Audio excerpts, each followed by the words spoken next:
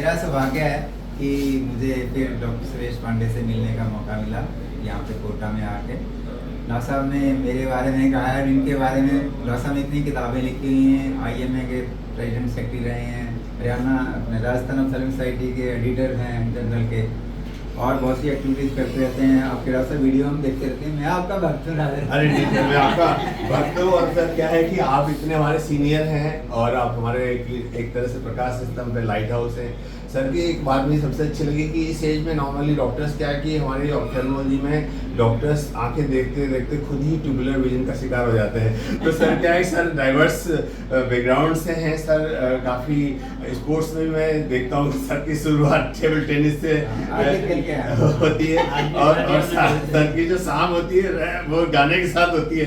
तो he is example of perfect balance, work life balance. तो कई बार क्या होता है, वर्क लाइफ बैलेंस की बात हम थ्योरेटिकली करते हैं, टॉक भी दे देते हैं, लेकिन उसे जीवन में अपना नहीं पाते हैं। तो मैं सर का प्रशंसक इसलिए रहा हूँ कि मैं सर का जो वर्क लाइफ बैलेंस की जो चीज़ है सर वो करके दिखाते हैं कि सुबह जैसे उठेंगे सर तो फिर स्पोर्ट्स से शुरुआत और फिर दिन में अपना काम और शाम को फिर एक सिंगिंग के साथ, गाने के साथ। और सर मैं एक आपसे रिक्वेस्ट करूंगा कि आपने जो एक वैक्सीनेशन फॉर डॉक्टर्स उसके बारे में आप ब्रीफली बताएंगे किस प्रकार से आपने वो जो एक संदेश डॉक्टर्स के लिए संदेश तो यह है कि हम दूसरों की तो आंखों की देखभाल करते हैं लेकिन अपनी सेहत का ध्यान नहीं रखते।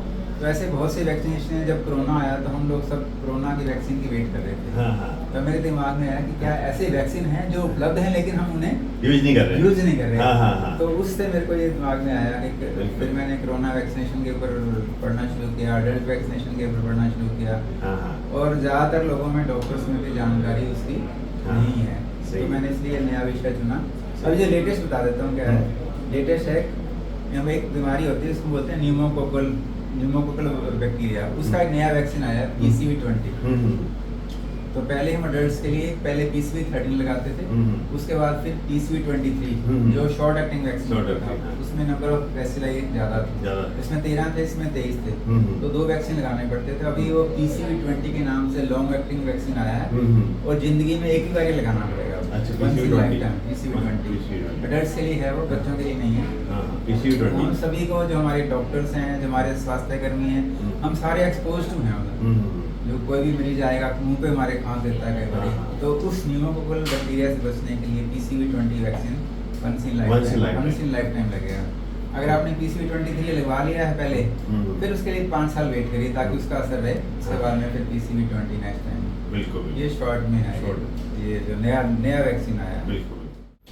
जिंदगी का जस्ट, और ये आदरणीय doctor Narendra Taneja sir perfect example है जो कि जिंदगी को जश्न के रूप में जी रहे हैं। तो सर आपसे बढ़ के कोई हो नहीं सकता इस बुक को मतलब प्रेजेंट करने के लिए। तो इसलिए क्योंकि आप जिंदगी को एक जश्न बना के जी रहे हैं, आप डॉक्टर्स का भी इतना साथ दे रहे हैं। सर ने जो कॉन्फ्रेंस कराई थी गुरुग्राम में, वो भी ऑल इंडिया ऑप्थेल्मोलॉजी कॉन्फ्रेंस, वो भी एक मिसाल थी।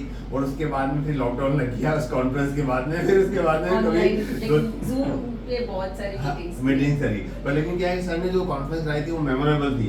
एंड सर की हॉस्पिटलिटी और सर का जो एक कमिटमेंट था वो देखने लायक था। तो मैं यंग ऑप्थेल्मोलॉजिस्ट से, यंग डॉक्टर से ये अपील करना चाहता हूँ कि जो भी सीनियर डॉक्टर्स हैं उनकी लाइफ से कुछ सीखें और उनकी लाइफ से सीख कर अपने जीवन में आगे बढ़ते चलें। क्योंकि जो सच्चा मेंटर होता है वो कभी गूगल नहीं हो सकता है, वो एक गुरु ही होता है। और सर आपको प्रणाम है, आपको नमन है, आपको अपने कार्यों के लिए थैंक यू सर।